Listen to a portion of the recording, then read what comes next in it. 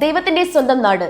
ഈ വിശേഷണത്തിന്റെ മുഴുവൻ അർത്ഥവും ഉൾക്കൊള്ളുന്ന കേരളം പിറവികൊണ്ട സുദിനമാണ് കേരളപ്പിറവി ദിനം.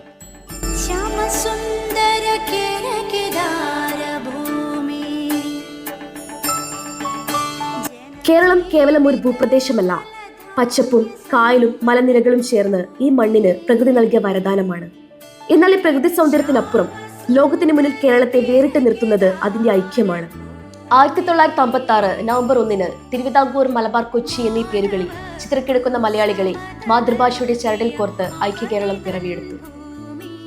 പൂർണ്ണമായ സാക്ഷരത, ഉയർന്ന സാമൂഹിക നീതി, ആരോഗ്യരംഗത്തെ മികവ് എന്നീ മാനദണ്ഡങ്ങളാൽ കേരളം ലോകത്തിന് മുന്നിൽ ശ്രദ്ധേയമായി. കളരിപ്പയറ്റും കഥകളിയും വള്ളംകളിയും ഈ മണ്ണിന്റെ പൈതൃകമാണ്.